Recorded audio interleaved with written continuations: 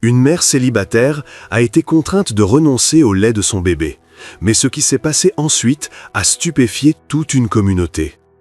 Personne ne l'avait remarqué au début. Sous les lumières crues d'un supermarché bondé, Éléonore Vance serrait dans ses mains tremblantes un vieux portefeuille usé. À seulement 27 ans, elle portait seule tout le poids du monde. Sa fille Daisy avait besoin d'un lait infantile spécial, un lait qu'Éléonore pouvait à peine se permettre. Quand la caissière a annoncé le total, son cœur s'est serré. « Je suis désolée, je dois remettre celui-ci. » Les larmes aux yeux, elle a fait glisser la boîte de lait sur le comptoir, murmurant des excuses qu'aucune mère ne devrait jamais avoir à prononcer. Derrière elle, l'impatience flottait dans l'air. Mais ce qu'Éléonore ignorait, c'est qu'un inconnu l'observait. Un homme dont la prochaine décision allait changer non seulement sa soirée, mais toute sa vie. Une simple boîte de lait séparait la promesse d'une mère de l'échec total. Éléonore Vance connaissait le prix jusqu'au dernier centime avant même que la caissière ne la scanne. Connaître le coût et accepter la réalité étaient cependant deux combats bien différents, et ce jour-là, elle était en train de perdre. Les énormes néons du Megamart émettaient un bourdonnement bas et indifférent, une mélodie qui emplissait l'immense espace sans offrir le moindre réconfort.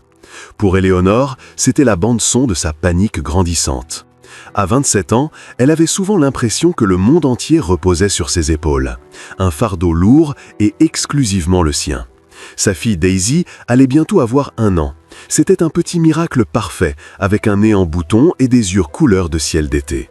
Daisy était la seule lumière constante dans la vie d'Éléonore, la raison de chaque sacrifice, de chaque heure supplémentaire, de chaque prière silencieuse.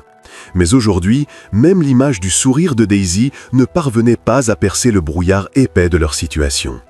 Éléonore se tenait dans la file d'attente, son chariot contenant le strict nécessaire. Une miche de pain premier prix, un petit pot de flocons d'avoine, un sac de légumes surgelés et 2 pots pour bébé. Et puis, il y avait le lait. Une grosse boîte bleue d'une marque hypoallergénique spécifique. Le médecin avait insisté. Daisy avait un système digestif fragile. Les laits moins chers la faisaient hurler de douleur pendant des heures. Cette boîte représentait un luxe, un extra qu'elle se reprochait chaque semaine. Éléonore s'était promis qu'elle y arriverait toujours. Elle mangerait moins, travaillerait plus. Elle ferait tout ce qu'il faudrait pour offrir ce petit confort essentiel à sa petite fille. La caissière, un jeune homme au visage ennuyé portant un badge Kevin, commença à scanner les articles. Bip le pain, bip les flocons d'avoine, bip les légumes. À chaque bip, le chiffre sur le petit écran grimpait. Les mains d'Éléonore, crispées sur la barre du chariot, devinrent moites. Elle serrait dans la poche de son manteau le cuir fin et craquelé de son portefeuille. Il avait appartenu à son arrière-grand-père, un homme qui avait combattu dans une guerre que la plupart des gens avaient oubliée. À l'intérieur, quelques billets froissés et une poignée de monnaie, tout ce qui lui restait jusqu'au prochain salaire. « Ce sera tout pour aujourd'hui ?» demanda Kevin d'une voix monocorde. Éléonore hocha la tête, la gorge nouée. Il saisit la boîte de lait. Le scanner bipa plus fort cette fois, plus définitif. 31,42. Le souffle d'Éléonore se bloqua dans sa poitrine. Elle avait recompté son argent 3 fois avant de quitter son petit appartement. Au fond d'elle, elle savait qu'il lui manquait quelque chose. Elle avait espéré une promotion, un bon de réduction oublié, un petit miracle. Mais les miracles semblaient réservés aux autres, à des vies bien différentes de la sienne. Une vague de honte, brûlante et cuisante, la submergea. Les clients derrière elle s'agitaient, leur chariot s'impatientait. « Je suis désolée » balbutia-t-elle, la voix à peine audible. « Il faut que je remette quelque chose. » L'expression de Kevin ne changea pas. Il attendait simplement, la main au-dessus du clavier. C'était juste une partie du boulot.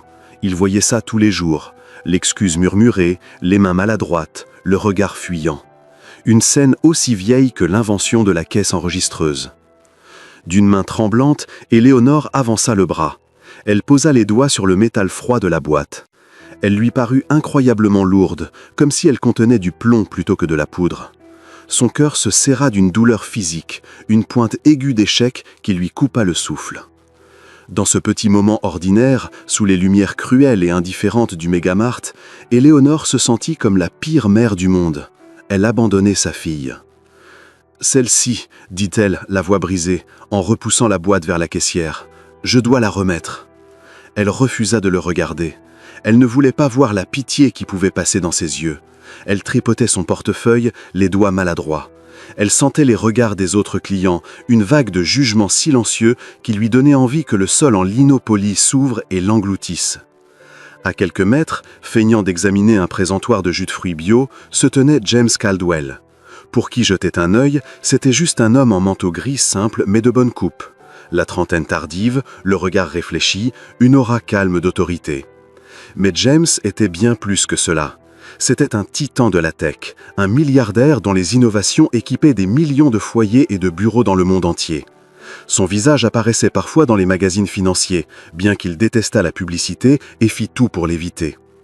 Dans sa main, il tenait celle de sa fille de 5 ans, Sophia, une petite fille aux yeux sérieux de son père et aux cheveux bruns bouclés. Sophia était le centre de l'univers de James, l'ancre qui le maintenait à terre dans une vie remplie d'une richesse inimaginable et d'une solitude écrasante. Ils étaient venus au magasin pour une raison presque ridicule. Sophia avait décidé qu'elle ne voulait que du jus de pomme bio d'une marque précise, vendu uniquement au Megamart. L'assistant personnel de James aurait pu faire livrer un camion entier à domicile d'un simple SMS. Mais Sophia l'avait regardé avec ses grands yeux implorants. « Je veux venir avec toi, papa. » Et James, capable de bâtir des empires, mais impuissant face au désir de sa fille, avait immédiatement accepté. Il observait Éléonore depuis quelques minutes, témoin silencieux de son combat désespéré. Il avait vu trembler ses mains sur le portefeuille, la honte passer sur son visage quand le total était tombé. Il avait bien sûr déjà vu la pauvreté. Il donnait des millions à des associations qui la combattaient. Il siégeait dans des conseils d'administration, assistait à des galas de charité. Mais c'était toujours resté abstrait, un problème à résoudre avec des données et des dollars. Il ne l'avait jamais vu d'aussi près. Il n'avait jamais été témoin de sa réalité brute, personnelle, déchirante. Il la vit repousser la boîte de lait sur le comptoir, et à cet instant, quelque chose au fond de sa poitrine, une partie de son cœur qu'il croyait endormi depuis longtemps, se réveilla d'un sentiment qu'il n'ait pu immédiatement identifier. Plus que de la pitié, une douleur étrange et puissante de compassion. « Papa » murmura Sophia en tirant sur son manteau, « pourquoi cette dame a l'air si triste ?» James baissa les yeux vers le visage innocent et interrogateur de sa fille. Comment expliquer à un enfant qui n'avait jamais manqué de rien l'injustice brutale du monde? Comment lui dire que certaines mamans devaient choisir entre se nourrir et acheter le bon lait pour leur bébé? « Elle traverse juste une journée difficile, ma chérie, » répondit-il doucement. Il regarda Éléonore payer ses quelques articles. Ses épaules étaient voûtées, comme si elle portait un poids immense. Elle prit son unique sac plastique, tête baissée, et se dirigea vers la sortie. Elle avançait comme un fantôme, une ombre qui tentait de devenir invisible dans un monde qui l'avait déjà oublié. Et à cet instant, James Caldwell, l'homme qui pouvait tout s'offrir, prit une décision. Il n'allait pas laisser cette femme, cet inconnu, s'évanouir dans la nuit. Il n'allait pas la laisser porter seule ce fardeau. Il ne savait pas exactement pourquoi. Il savait seulement, avec une certitude ancrée jusqu'aux autres, qu'il devait agir. Il s'agenouilla à la hauteur de Sophia. « Ma puce, il faut que tu attendes ici 1 minute avec Monsieur Henderson, dit-il en désignant le vigile de l'entrée, un homme au visage bienveillant, discrètement à la solde de James pour ce genre de situation. Sophia faisait confiance à Henderson, elle accepta sans broncher. James revint d'un pas décidé vers la caisse. Il récupéra la boîte de lait qu'Eleanor avait abandonnée. Il prit aussi quelques articles dans les rayons voisins. Un poulet rôti encore chaud, un sac de pommes fraîches, une miche de pain artisanal et une boîte des biscuits préférés de Sophia. Il paya tout en espèces, puis sortit dans l'air frais du soir. Ses yeux balayèrent l'immense parking illuminé, à la recherche de la jeune femme triste aux épaules chargées du monde. Il la trouva à l'arrêt de bus tout au fond du parking, assise sur le banc métallique froid, son petit sac de course à ses pieds. Elle fixait le vide, le regard perdu. Elle paraissait si petite dans l'obscurité vaste du parking. Il s'approcha doucement, sans bruit. « Excusez-moi » dit-il, la voix plus douce qu'il ne l'aurait cru. Éléonore sursauta. Elle leva les yeux, surprise, et écarquilla les yeux en voyant un homme bien habillé, tenant 2 sacs de course. Sa première pensée fut qu'il venait du magasin, qu'elle avait fait quelque chose de mal. « Je crois que vous avez oublié ça », dit James avec douceur, en lui tendant le sac contenant la boîte de lait. Éléonore fixa la boîte, puis le visage de l'homme. Une nouvelle vague de honte lui brûla les joues. « Je ne l'ai pas oublié, répondit-elle, la voix basse mais ferme. Je n'avais pas les moyens. Je sais, répondit James, la voix empreinte de gentillesse. C'est pour ça que je l'ai acheté pour vous. Eleanor resta sans voix, stupéfaite. Elle regarda l'homme, et ce qu'elle vit dans ses yeux la désarma. Une préoccupation sincère. Pas de pitié, seulement une compréhension silencieuse. Elle ne savait pas quoi dire. Dans sa vie, la gentillesse d'un inconnu était quelque chose qu'elle n'avait jamais connu. Ça lui paraissait étrange, presque suspect. « Je ne peux pas accepter », finit-elle par dire, la fierté dressant son dernier bouclier. C'était tout ce qui lui restait. « S'il vous plaît », insista James d'une voix chaleureuse, « ce n'est qu'une boîte de lait, votre fille en a besoin. » Il jeta un coup d'œil au petit sac à langer rose posé à côté d'elle sur le banc. « Vous avez une petite, n'est-ce pas ?» Eleanor hocha la tête, la gorge nouée. « Elle s'appelle Daisy. » « C'est un très joli prénom, » dit James avec un sourire sincère, un léger sourire aux lèvres. « J'ai une fille aussi, Sophia, elle a 5 ans. » Il lui tendit de nouveau le sac. Considérez ça comme un cadeau d'un parent à un autre. Eleanor hésita. Sa fierté luttait contre l'amour farouche et protecteur qu'elle portait à sa fille. Daisy avait besoin de ce lait. Au final, il n'y avait pas de choix. Le bien-être de sa fille était la seule chose qui comptait. Les larmes brouillant sa vue, elle tendit la main et prit le sac. « Merci » murmura-t-elle, la voix chargée d'une émotion sans nom. « Je ne sais pas comment vous remercier. »« Ce n'est pas nécessaire » répondit James. « Mais il fait froid ici, et le bus peut mettre du temps. Je serais ravi de vous raccompagner.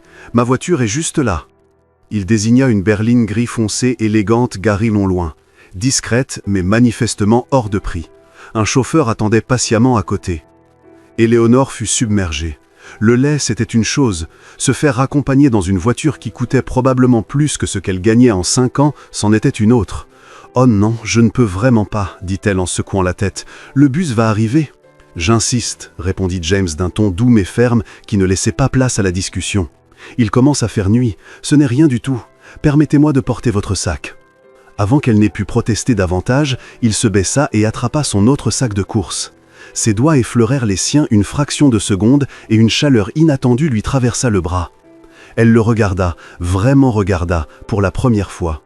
Au-delà du manteau coûteux et de l'assurance tranquille, elle vit les fines rides de fatigue autour de ses yeux bienveillants. Elle vit aussi une pointe de tristesse profonde que même son sourire ne parvenait pas à masquer complètement. Ce n'était pas juste un riche qui jouait au bon samaritain. Il y avait autre chose chez lui, quelque chose qu'elle ne comprenait pas encore. Comme dans un rêve, elle se laissa guider jusqu'à la voiture. Le chauffeur, un homme au visage impassible, lui ouvrit la portière arrière. L'intérieur était un autre monde, silencieux, chaud, sentant le cuir neuf et une odeur subtile qu'elle ne savait pas nommer, l'odeur de la richesse. À la fois réconfortant et terriblement intimidant. James alla chercher Sophia, qui grimpa à l'arrière et observa Éléonore avec de grands yeux curieux. « Sophia, voici Madame Vance, » dit James à sa fille. « Elle et sa petite fille rentrent avec nous. »« Bonjour, » murmura Sophia timidement. « Bonjour, Sophia, » répondit Éléonore, un vrai sourire illuminant enfin son visage. « Enchantée de te rencontrer. » Le trajet jusqu'à l'immeuble d'Éléonore se fit dans un silence paisible. James demanda l'adresse, elle la lui donna, honteuse à l'idée qu'il découvre son quartier populaire, ces rues qu'il n'avait sûrement jamais traversées. Mais il ne montra rien. Il transmit simplement l'adresse au chauffeur, puis joua à « Je vois » à voix basse avec Sophia. Éléonore les observa. Elle vit l'amour évident, profond entre le père et sa fille. C'était beau. Et pourtant, elle percevait toujours cette solitude immense dans les yeux de James. Une solitude qu'elle reconnaissait, car elle la portait elle aussi au fond du cœur, chaque jour.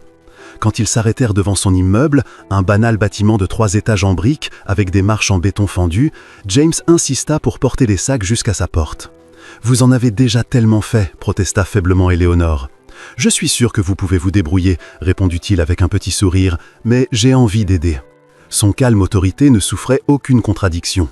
Il la suivit dans l'escalier, 2 étages, le couloir faiblement éclairé par une ampoule qui clignotait, l'air imprégné d'odeurs de moquette usée et de cuisine. Un univers à des années-lumière de l'intérieur feutré de sa voiture. Devant sa porte, elle chercha ses clés, les mains encore tremblantes. Elle était douloureusement consciente de la peinture écaillée, du paillasson râpé, de la misère générale de l'endroit. Enfin la porte s'ouvrit, et un gazouillis soyeux s'échappa du parc dans le coin du petit salon. Daisy se hissa sur ses petites jambes, le visage illuminé en voyant sa mère. « Maman !» Le cœur d'Éléonore fondit. Toute la honte de la soirée s'évapora. Elle prit sa fille dans ses bras, enfouit son visage dans ses cheveux doux. Elle était rentrée, elle était en sécurité. C'était tout ce qui comptait. Elle se tourna vers James, resté sur le seuil, l'air pensif. « Voici Daisy, dit-elle doucement. » James sourit, un vrai sourire chaleureux qui transforma entièrement son visage. « Elle est parfaite, murmura-t-il. » Son regard balaya le petit appartement, exigu, meublé avec 3 fois rien, mais d'une propreté impeccable. Quelques photos encadrées sur une étagère, à côté d'une pile de livres d'enfants empruntés à la bibliothèque. Il vit un foyer débordant d'amour, même si les moyens manquaient. Et là, sur le pas de cette porte modeste, James Caldwell ressentit une connexion humaine, quelque chose de vrai et d'authentique qu'il n'avait pas ressenti depuis très longtemps. Il lui tendit les sacs. « Ce fut un plaisir de vous rencontrer, Éléonore, » dit-il en utilisant son prénom. « Merci encore, » répondit-elle, la voix tremblante d'une gratitude si pure qu'elle le toucha plus que tous les compliments qu'on lui avait jamais faits. « Vous ne pouvez pas imaginer ce que cela représente pour moi ce soir. »« Je crois que si, » répondit-il simplement, en plongeant ses yeux dans les siens. Dans ce bref échange de regards, une compréhension muette passa entre eux, une reconnaissance, une humanité partagée qui comblait l'abîme entre leurs 2 mondes. Il partit ensuite, redescendant l'escalier mal éclairé, ressortant dans la nuit fraîche. Tandis que la voiture s'éloignait du trottoir, une sensation étrange et nouvelle naquit dans sa poitrine. Cela ressemblait à de l'espoir. Il ne le savait pas encore, mais cette rencontre fortuite dans un supermarché, cette simple boîte de lait, n'était pas une fin. C'était le début d'une histoire qui allait transformer leurs 2 vies d'une manière qu'aucun d'eux n'aurait pu imaginer. Les jours qui suivirent la rencontre au Megamart furent différents pour Éléonore. Le brouillard gris et oppressant du désespoir qui l'accompagnait en permanence s'était légèrement levé. À sa place, une petite lumière, une chaleur qui n'avait presque rien à voir avec l'aide matérielle reçue, mais tout avec le fait qu'on l'avait vue. Dans un monde qui la rendait invisible, un inconnu l'avait regardée et avait vu une personne, une mère, un être humain digne d'un instant de bonté. Ce soir-là, après avoir couché Daisy, Éléonore s'assit dans son petit salon silencieux. La boîte de lait trônait sur le plan de travail de la cuisine, témoin muet de cette soirée irréelle. Elle se fit chauffer une tasse de thé, la serra entre ses mains et repassa toute la scène dans sa tête. L'homme s'appelait James, sa fille, Sophia. C'était tout ce qu'elle savait. Elle ne le reverrait probablement jamais. Un bateau qui croise votre route dans la nuit, une lumière brève dans une mer immense et sombre. Pourtant, son geste avait fait plus que subvenir aux besoins immédiats de Daisy. Il avait rallumé en elle une braise d'espoir qu'elle croyait éteinte à jamais. Depuis des mois, elle vivait en mode survie. Se lever, préparer Daisy, la déposer chez la nourrice, 8 heures épuisantes au dîner, récupérer Daisy, rentrer, cuisiner, ranger, dormir, recommencer. Son salaire couvrait juste le loyer et de quoi manger. Jamais de reste. Aucune place pour les rêves, seulement le poids écrasant du quotidien. Mais une nouvelle pensée prenait racine, fragile mais tenace. Elle méritait mieux. Daisy méritait mieux. Son arrière-grand-père, le sergent Michael Vance, avait combattu pour un pays qui promettait l'opportunité à tous. Sur l'étagère, sa photo en uniforme, jeune, le regard déterminé. Elle avait grandi avec les récits de son courage. Que penserait-il d'elle aujourd'hui? À peine capable de joindre les 2 bouts, trop effrayée pour oser espérer une vie meilleure. Le lendemain matin, Éléonore se réveilla avec une détermination nouvelle. Pendant la sieste de Daisy, au lieu d'allumer la télé pour oublier sa fatigue, elle s'installa à la petite table bancale de la cuisine avec un stylo et une feuille. Elle lista ses qualités. Travailleuse, fiable, à l'aise avec les gens. Avant Daisy, elle avait été secrétaire dans un petit cabinet d'avocats. Elle était organisée, efficace. Mais le salaire ne couvrait pas la garde d'enfants, alors elle avait dû partir. Elle éplucha les petites annonces du journal local, puis se connecta au Wi-Fi poussif du café du rez-de-chaussée. La plupart des postes demandaient un diplôme qu'elle n'avait pas ou une expérience qu'elle ne pouvait pas prouver. Le découragement familier pointa le bout de son nez. Cette fois, elle le repoussa. Pas aujourd'hui. Elle trouva une annonce, assistante administrative dans un centre communautaire qui aidait les vétérans et leurs familles. Salaire un peu meilleur que le dîner, horaire plus stable. Et surtout, le travail avait du sens. Quelque chose dont son arrière-grand-père aurait été fier. Elle inspira profondément et commença à rédiger un CV, le premier depuis plus de 2 ans. De l'autre côté de la ville, dans une immense demeure minimaliste qui dominait la ville, James Caldwell n'arrivait pas non plus à oublier la rencontre du Megamart. Sa vie était un univers soigneusement orchestré, de salles de réunion, de portefeuilles d'investissement et de négociations à haut risque. Un monde de privilèges, privilèges presque d'isolement profond. Sa femme, Isabella, était partie 3 ans plus tôt, laissant un vide qu'aucun succès ni aucune fortune ne pourrait jamais combler. Sophia était son ancre, sa raison d'être. Mais le quotidien de l'éducation était surtout assuré par une équipe de nounous et de gouvernantes. Il était père, mais se sentait parfois plus comme un PDG dans sa propre maison. L'image d'Éléonore au supermarché le hantait. Sa dignité silencieuse, la fierté farouche dans son regard, malgré le choix impossible. L'amour écrasant qu'elle portait à sa fille, presque palpable dans ce petit appartement impeccable.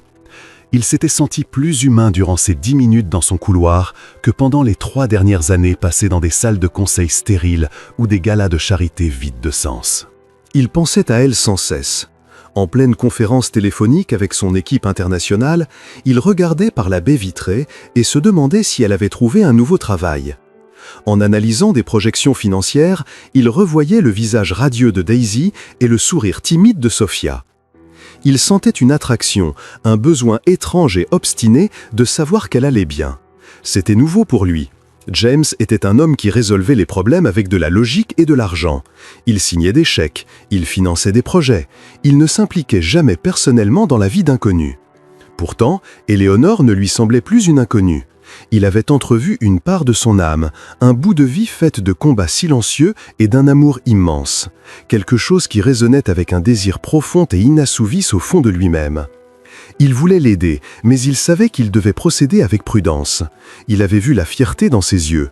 La dernière chose qu'il souhaitait, c'était de l'offenser ou de la faire se sentir comme un cas de charité. Un simple don en espèces aurait été une insulte à sa force. Il fit alors quelque chose qu'il faisait rarement. Il utilisa ses immenses ressources pour une enquête personnelle. Il demanda à son responsable de la sécurité, David, un ancien agent du FBI en qui il avait toute confiance, de se renseigner discrètement sur Éléonore Vance. Pas une enquête complète, juste des informations de base. Il avait besoin de savoir qu'elle et Daisy étaient en sécurité. Il se disait que c'était simplement pour clore le chapitre, mais au fond, il savait que c'était bien plus que cela. Le lendemain, David posa une mince dossier Kraft sur le grand bureau en verre de James. « Voici les informations que vous avez demandées sur mademoiselle Éléonore Vance, monsieur. » James ouvrit le dossier, le ventre noué d'une appréhension inhabituelle. Quelques feuillets seulement. Son adresse, son parcours professionnel, aucun casier judiciaire. Tout était très ordinaire. Puis il tomba sur un court paragraphe concernant sa famille. Elle était l'arrière-petite-fille du sergent Michael Vance. James en eut le souffle coupé. Il connaissait ce nom. Son propre grand-père, le caporal Thomas Caldwell, avait servi dans la même division d'infanterie pendant la guerre. Il parlait du sergent Vance avec une révérence émue. Michael Vance était une légende dans leur unité, un homme qui, à lui seul, avait sauvé tout son peloton lors d'une bataille brutale et oubliée. Thomas faisait partie des soldats qu'il avait tirés des griffes de la mort. Il lui devait la vie. James se renversa dans son fauteuil, abasourdi. Ce n'était pas une coïncidence, ça ne pouvait pas en être une. C'était comme un message venu du passé, un fil invisible reliant leurs 2 familles à travers les générations de distance. Son grand-père avait passé le reste de sa vie avec une immense dette de gratitude envers Michael Vance, une dette qu'il n'avait jamais pu rembourser. Et voilà que James tombait par hasard sur son arrière-petite-fille, une jeune femme qui luttait pour joindre les 2 bouts à la caisse d'un supermarché. Le vague désir d'aider Éléonore se transforma en une résolution inébranlable. Ce n'était plus seulement un geste de bonté, c'était une question d'héritage, d'honneur, de remboursement d'une dette que sa famille portait depuis plus de 70 ans. Mais comment faire?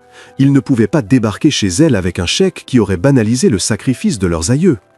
Il devait lui offrir une main tendue, pas une aumône, une véritable opportunité, pas une obligation. Il passa le reste de la journée plongé dans ses pensées. Il annula ses réunions de l'après-midi. Il ignora les notifications incessantes de ses mails.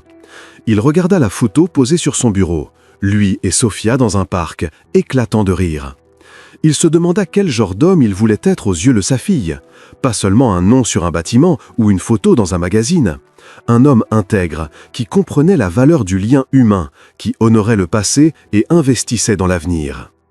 Quand le soleil commença à décliner, projetant de longues ombres dans son bureau, il avait un plan. Peu conventionnel, risqué, mais juste. Il rappela David. « David, j'ai besoin que vous organisiez une rencontre. » Une semaine plus tard, Eleanor reçut un coup de téléphone du centre communautaire des vétérans où elle avait postulé. On lui proposait un entretien d'embauche. Son cœur bondit d'un espoir joyeux et tremblant. Elle passa 2 jours à se préparer. Elle repassa sa seule chemise convenable pour un entretien, relut son CV jusqu'à le connaître par cœur et confia Daisy à sa voisine âgée et gentille pour 1 heure. Elle entra dans le centre avec un mélange d'espoir et d'angoisse paralysante. Le centre était un lieu modeste et chaleureux, aux murs couverts de photos de soldats du coin. On la fit entrer dans un petit bureau où l'attendait la directrice, Madame Gable, une femme souriante et bienveillante. L'entretien se passa bien. Eleanor put parler de son arrière-grand-père, de son respect profond pour l'armée, de son envie sincère de participer à une œuvre utile. À la fin, Madame Gable lui sourit. « Vous êtes une jeune femme impressionnante, Eleanor. On sent votre passion. » Elle marqua une pause, l'air pensif. « Malheureusement, le poste d'assistante administrative vient d'être pourvu. Je suis vraiment désolé. » Le cœur d'Eleanor s'effondra. Elle avait été si près du but. « Ah, je comprends, » murmura-t-elle, la gorge serrée. « Merci pour votre temps. » Elle se leva, le poids familier de l'échec pesant de nouveau sur ses épaules. « Mais, » reprit Madame Gable en levant la main, « une autre opportunité vient de se présenter. Elle est un peu particulière. » Elle fit glisser une feuille sur le bureau. « Notre principal donateur vient de créer un nouveau programme, la bourse Héritage Vance. » Eleanor fixa la feuille. Son propre nom de famille s'étalait en gros caractères en haut de page. « Cette bourse, » continua Madame Gable, « est destinée à soutenir les descendants directs de héros de guerre locaux. Elle finance les études, la formation professionnelle et accorde une allocation mensuelle pour permettre aux familles de se remettre à flot. Elle est toute neuve, vous seriez la toute première bénéficiaire. Il semble que notre donateur ait eu vent de votre candidature et de votre lien avec le sergent Michael Vance. Il a beaucoup insisté. » Eleanor resta sans voix. Une bourse portant le nom de sa famille. C'était trop beau pour être vrai. « Qui est ce donateur ?» parvint-elle enfin à articuler. Madame Gable sourit. « Il préfère rester anonyme. Il croit simplement qu'il faut honorer nos héros en investissant dans leur famille. La bourse est à vous, Eleanor, si vous la voulez. Allocation mensuelle supérieure à ce que vous auriez gagné au poste administratif, prise en charge des frais de scolarité si vous souhaitez reprendre des études, une vraie chance de construire une nouvelle vie pour vous et votre fille. » Les larmes montèrent aux yeux d'Eleanor.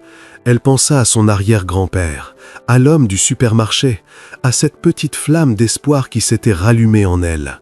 Ce n'était pas de la charité, c'était une opportunité, un héritage. « Oui, » dit-elle, la voix tremblante mais empreinte d'une force nouvelle. « Oui, je la veux. » En sortant du centre, sous le soleil éclatant de l'après-midi, elle se sentit envahie d'une paix profonde. Elle ne savait pas qui était ce donateur anonyme, mais elle lui adressa une prière silencieuse de gratitude. Elle ignorait que l'homme qui lui avait acheté une boîte de lait était le même qui venait de lui offrir un avenir. La bourse Héritage Vance fut bien plus qu'un soutien financier. Ce fut une bouée de sauvetage, le sol ferme après des années à battre des pieds dans une mer démontée. La première chose qu'elle fit fut de déménager. Elle trouva un petit 2 pièces dans un quartier calme et familial, rien de luxueux, mais sûr, avec un bout de pelouse derrière l'immeuble où Daisy pouvait jouer et des fenêtres qui laissaient entrer le soleil. Pour la première fois depuis la naissance de Daisy, Eleanor respirait vraiment. Elle instaura une routine stricte. Le jour était consacré à sa fille. Parc, bibliothèque, tour de bloc par terre. Daisy, sentant le changement chez sa mère, s'épanouissait. Ses babillages devinrent des mots, ses pas hésitants devinrent de petites courses assurées. Mais chaque soir, après avoir bordé Daisy, une autre Eleanor prenait le relais.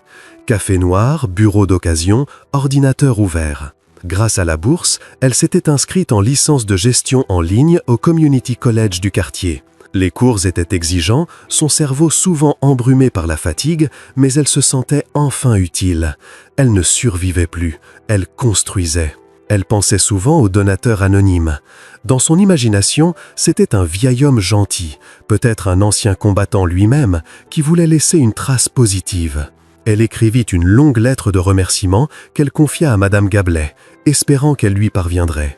Jamais elle ne fit le lien entre ce philanthrope sans visage et l'inconnu aux yeux bienveillants du Mégamart.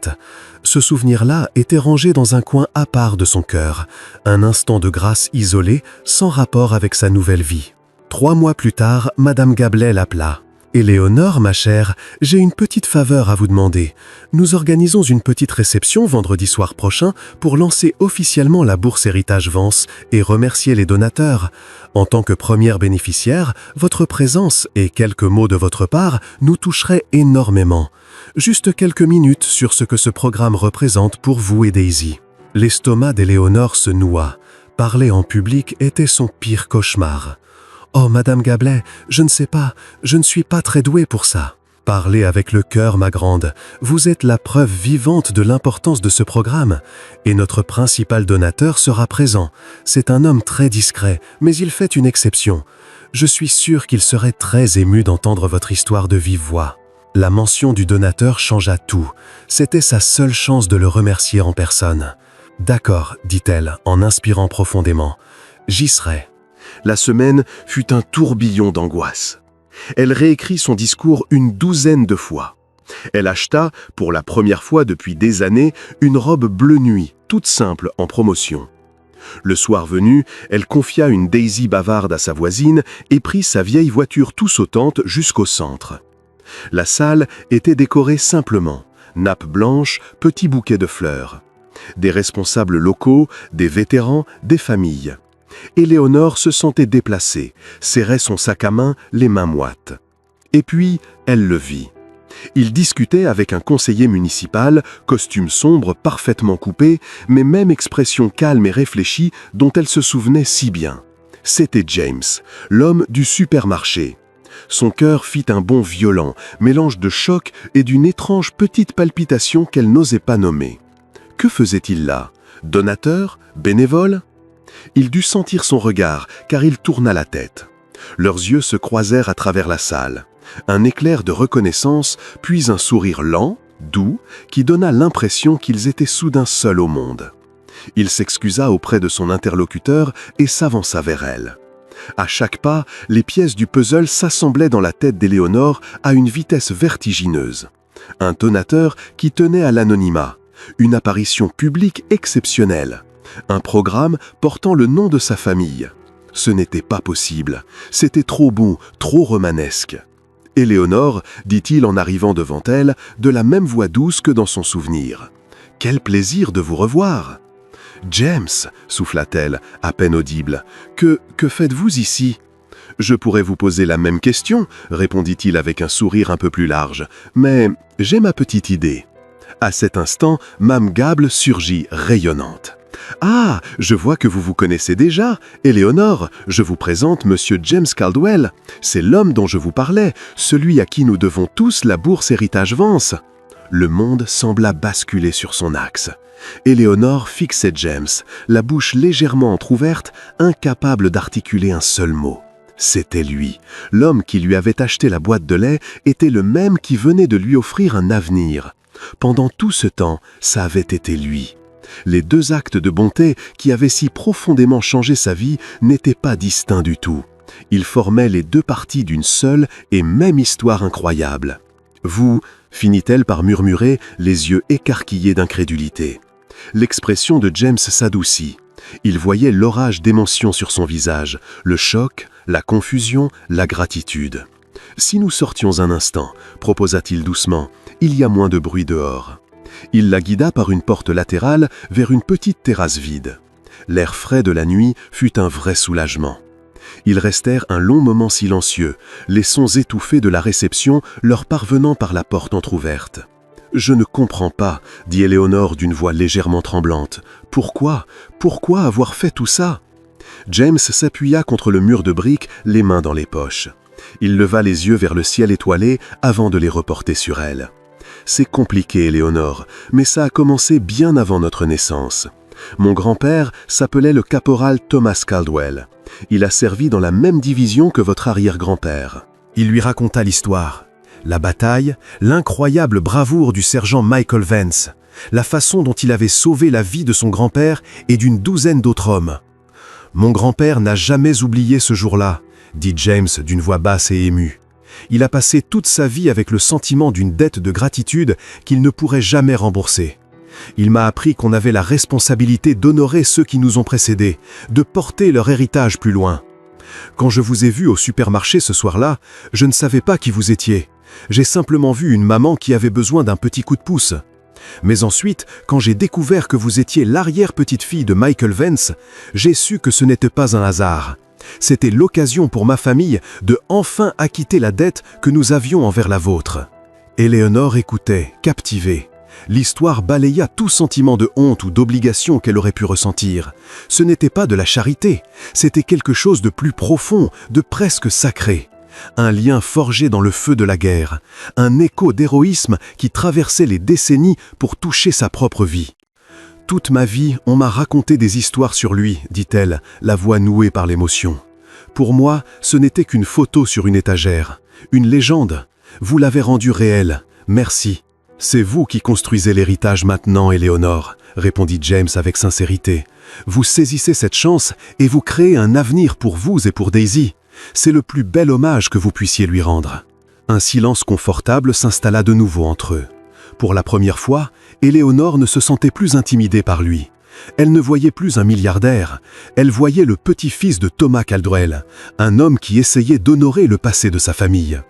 Et lui ne voyait plus une bénéficiaire, il voyait l'arrière-petite-fille de Michael Vance, une femme forte et résiliente au regard de feu. Leur moment de calme fut brisé par une voix féminine aiguë. « James, te voilà enfin, je te cherche partout !»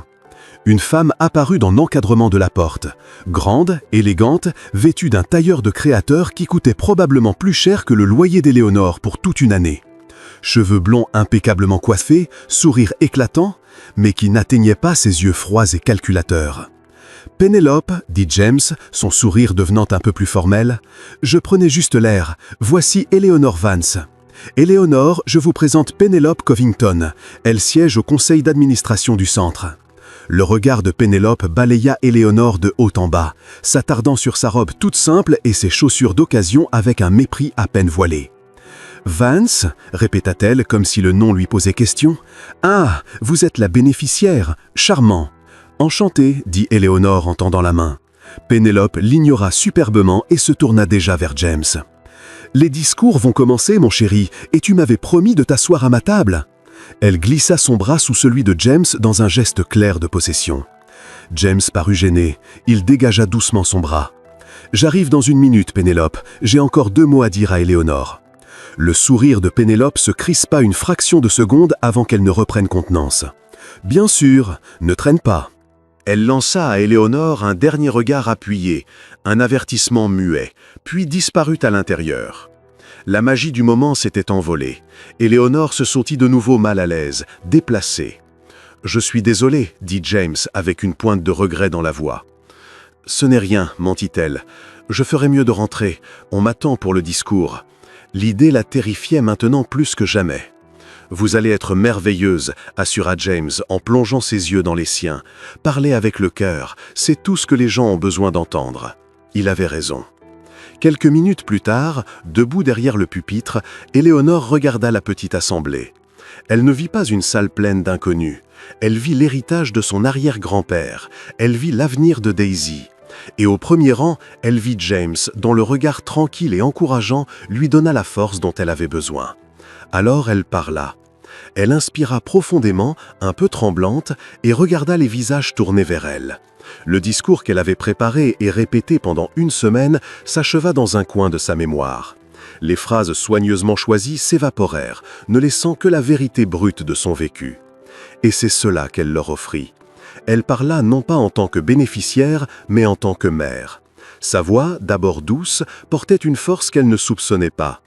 Elle raconta le poids écrasant de vouloir subvenir aux besoins de sa fille, la honte ressentie au supermarché, le choix impossible entre les besoins d'un bébé et un portefeuille vide. Elle parla de son arrière-grand-père non comme d'un héros lointain sorti d'un manuel d'histoire, mais comme de l'homme dont elle essayait, chaque jour, même dans les moments les plus sombres, d'égaler le courage. Cette bourse, dit-elle en croisant le regard de James dans la salle, ce n'est pas seulement une aide financière, c'est un message. Un message qui dit « nous vous voyons ». Il dit que les sacrifices de nos parents, grands-parents et arrière-grands-parents n'ont pas été oubliés. Il dit que leur héritage ne se limite pas à une statue dans un parc ou un nom gravé sur une plaque, il vit dans les opportunités que nous offrons à leurs enfants. Elle conclut simplement « Merci de donner un avenir à ma fille et merci de m'avoir rendu l'espoir ». Quand elle quitta le pupitre, la salle resta silencieuse une seconde, puis éclata en applaudissements chaleureux et sincères. Plusieurs anciens combattants essuyaient discrètement leurs yeux. Tandis qu'Éléonore regagnait sa place sur des jambes tremblantes, de nombreuses personnes lui serrèrent la main, lui tapotèrent l'épaule, la remercièrent pour sa sincérité. Pour la première fois, elle ne se sentait plus comme une intruse, elle se sentait à sa place. James l'attendait, les yeux brillants d'une émotion qu'elle ne parvint pas à déchiffrer tout à fait. On aurait dit de la fierté. « Je vous l'avais dit, vous avez été merveilleuse », murmura-t-il à son oreille. De l'autre bout de la salle, Penelope Covington observait la scène, les lèvres pincées en une ligne dure. Elle voyait la façon dont James regardait Éléonore, avec une chaleur et une admiration qu'il ne lui avait jamais témoigné. Elle voyait le respect sincère que la jeune femme venait de gagner auprès des responsables présents. Dans l'univers impeccablement ordonné de Pénélope, où seul comptait le statut et l'argent, Éléonore Vance était une anomalie, une perturbation inacceptable. Et Pénélope n'était pas femme à tolérer les perturbations. Dans les semaines qui suivirent, une campagne subtile mais venimeuse commença. Experte en manœuvres sociales et politiques, Pénélope se mit à semer le doute parmi les autres membres du conseil d'administration du centre. Jamais elle n'attaqua Éléonore directement. Ses méthodes étaient bien plus sournoises. Lors d'une réunion budgétaire, elle soupirait. « Je m'inquiète simplement un peu de la surveillance de cette nouvelle bourse Vance, une somme aussi importante accordée à une seule personne sur simple recommandation personnelle. » Dans les couloirs, elle murmurait d'un air de confidence. « L'histoire est touchante, bien sûr, mais il faut faire attention aux apparences. On ne voudrait surtout pas que le public pense que nos donations servent à favoriser les amis personnels de nos bienfaiteurs. » L'insinuation était claire et laide. Éléonore n'était pas une bénéficiaire méritante, mais un objet de pitié de James Caldwell, ou pire, l'objet de son affection. Une arriviste qui avait manipulé un milliardaire solitaire. Et James, dans son deuil, utilisait les fonds du centre pour la séduire. Le récit était cruel, faux et profondément destructeur. Madame Gable, qui protégeait farouchement aussi bien Éléonore que le programme de bourse, tenta d'étouffer les rumeurs, mais Pénélope était trop puissante. Finalement, elle n'eut d'autre choix que de convoquer une réunion officielle du conseil d'administration pour examiner le processus d'attribution et l'avenir de la bourse Héritage Vance. Elle appela Éléonore la veille de la réunion, la voix lourde d'inquiétude. « Je suis tellement désolée, Éléonore. Penelope Covington remet en cause l'intégrité du programme. Elle veut faire suspendre la bourse le temps d'une enquête. J'ai peur qu'elle n'y arrive. » Éléonore sentit un froid glacial l'envahir. La vie qu'elle avait commencé à reconstruire avec tant de soin semblait sur le point de s'effondrer. La honte et l'humiliation des accusations de Pénélope étaient un coup physique. Mais une autre émotion monta aussitôt affronter la peur, une colère brûlante, farouche. Ce n'était pas seulement elle qu'on attaquait. Pénélope salissait le nom de son arrière-grand-père. Elle voulait détruire un programme qui pouvait aider des dizaines d'autres familles. L'Éléonore d'il y a quelques mois se serait effondrée. Celle d'aujourd'hui, celle qui avait retrouvé sa voix, ne se laisserait pas faire. « Quand a lieu à réunion ?» demanda-t-elle d'une voix calme. L'après-midi suivant, Éléonore entra dans la salle du conseil du centre communautaire. Tous les regards se tournèrent vers elle. Pénélope, assise en bout de table, parut à la fois surprise et agacée de sa présence. James était là aussi, à l'autre extrémité, le visage fermé. Pénélope ouvrit la réunion d'une voix suave et professionnelle. Elle parla de devoirs fiduciaires, de confiance des donateurs, de la nécessité de processus transparents et irréprochables. Elle ne prononça jamais le nom d'Éléonore, mais tout le monde savait de qui il s'agissait. Je ne propose, conclut-elle, en adressant aux autres membres un regard faussement préoccupé, que de suspendre temporairement cette initiative jusqu'à la création d'un comité de sélection plus rigoureux et impartial. C'est simplement une question de bonne gouvernance. » Un silence pesant s'abattit. Les autres membres du conseil remuaient sur leurs chaises, mal à l'aise. C'étaient des gens bien, mais ils craignaient l'influence de Pénélope. Avant que quiconque ne prenne la parole, Éléonore se leva. « Je m'appelle Éléonore Vance, déclara-t-elle d'une voix claire et ferme.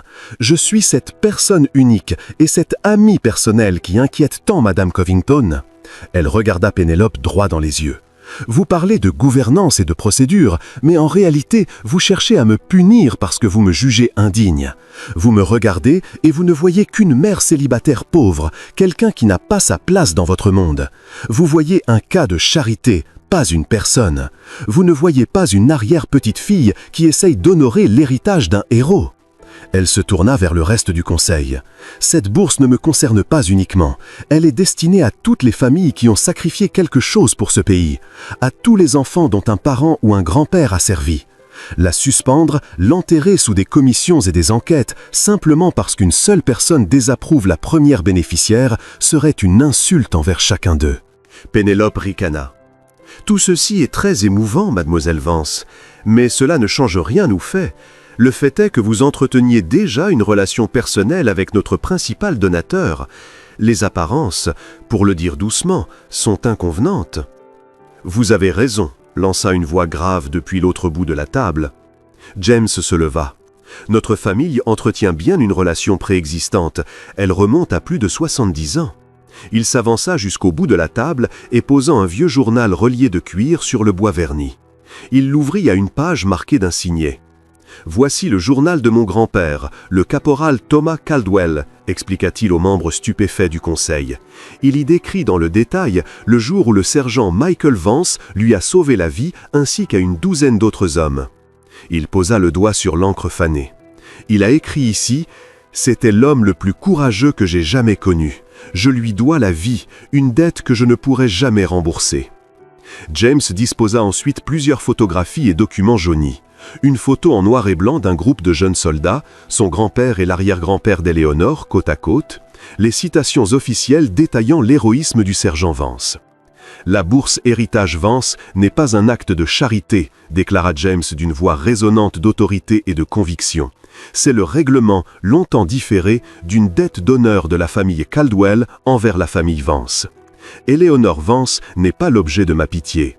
Elle est l'héritière d'un héritage de courage que ma famille a le devoir sacré de reconnaître.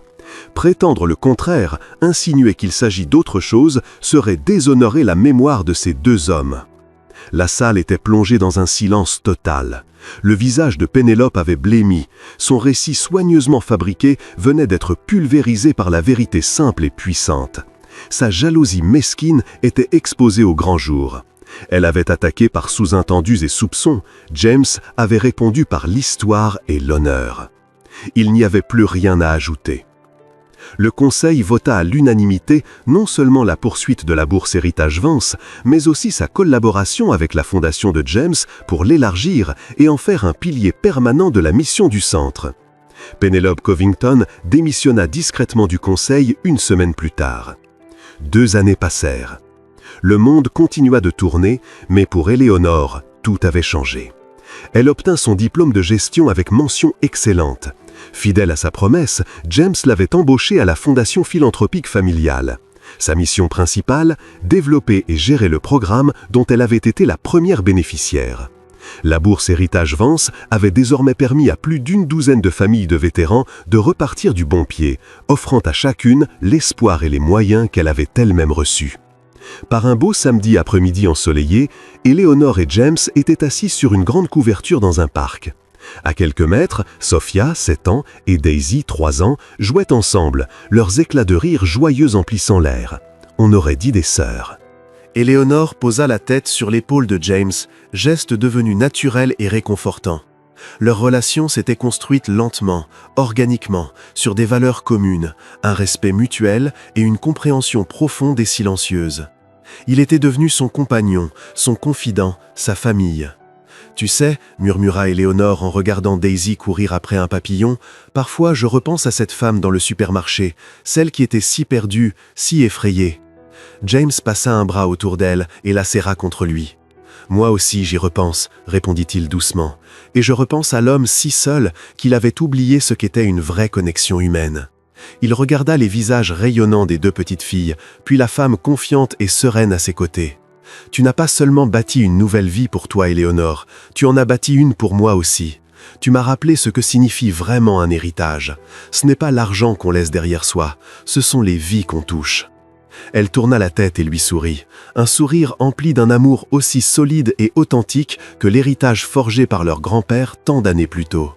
Le chemin avait été inattendu, pavé d'épreuves et de grâces. Mais ici, sous le chaud soleil de l'après-midi, entourés du bonheur tranquille de la famille qu'ils avaient construit, elle savait qu'ils étaient exactement là où le destin les attendait depuis toujours. Tout avait commencé par un geste de bonté dans un supermarché, un seul instant qui prouvait qu'une dette d'honneur n'expire jamais et que les actes d'amour les plus discrets peuvent résonner le plus fort à travers les générations. Et c'est ici que nous terminerons cette histoire pour l'instant. Lorsque nous partageons ces récits, nous espérons sincèrement qu'ils vous offrent une parenthèse bienvenue, un instant d'évasion loin du quotidien où vous pouvez simplement vous laisser emporter par l'histoire. Nous serions ravis de savoir ce que vous faisiez en écoutant, peut-être vous détendre après une longue journée de travail, conduire sur une route nocturne ou tout simplement vous installer confortablement avant de dormir. N'hésitez pas à nous laisser un petit commentaire, nous les lisons tous avec attention. Et si vous souhaitez que nos chemins se croisent à nouveau, un pouce bleu et un abonnement font véritablement la différence. Merci du fond du cœur de nous avoir accordé ce moment privilégié.